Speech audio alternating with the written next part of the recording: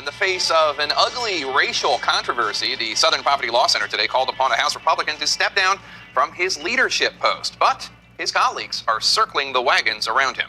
Representative Steve Scalise of Louisiana, the third-ranking Republican in the House, tried today to explain his 2002 appearance before a white supremacist group founded by former Klan leader and neo-Nazi David Duke. In a statement, Scalise, who was a state representative at the time, said he spoke to many organizations about his priorities, including cutting spending. Quote, "One of the many groups that I spoke to regarding this critical legislation was a group whose views I wholeheartedly condemn. It was a mistake I regret, and I emphatically oppose the divisive racial and religious views groups like these hold," unquote.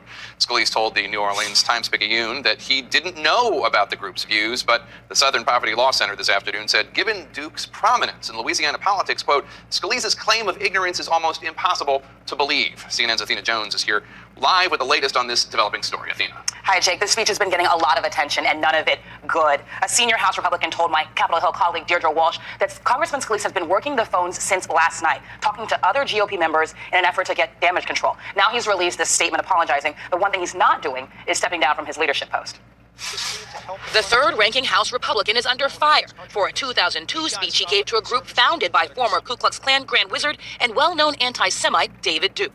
Louisiana Congressman Steve Scalise apologized today, saying he didn't know the European American Unity and Rights Organization was affiliated with white supremacists. In a statement, Scalise says that as a then state representative, he spoke to many groups to tout his opposition to a tax increase and other issues, but that it was a mistake to speak to the organization.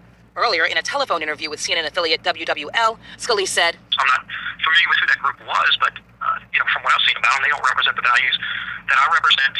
I detest hate groups of any kind. I work with people of all races, all colors, and try to help people, whether they voted for me or not. And I've got a long record of doing that that I'm proud of." But after Scalise apologized, House Speaker John Boehner released a statement of support for the Majority Whip, saying Scalise had made an error in judgment. "And I know Steve to be a man of high integrity and good character. He has my full confidence as our whip." The Democratic National Committee, the Democrats' congressional campaign arm, and a spokesman for House Minority Leader Nancy Pelosi blasted Scalise. Meanwhile, Democratic Congressman Cedric Richmond, the only black member of the Louisiana congressional delegation, told WWL, "I don't view Steve as having racial challenges at all. I think that he's just a hardworking public servant that will go talk to anybody at any time, whether he agrees with their social beliefs or not."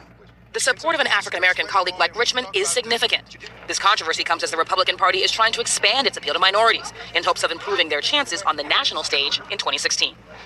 Now, we're seeing more and more statements of support coming out from congressional Republicans, not just from Speaker Boehner. Still, there are a lot of folks who still have a lot of questions about how Scalise could not have known about Duke's affiliation with this group. So we're going to be keeping a close eye on the story because I don't think it's quite over yet, Jake. Scalise, of course, also pointing out that he's Catholic, and a lot of these hate groups, the Klan, etc., don't like Catholics either. Athena Jones, thank you so much.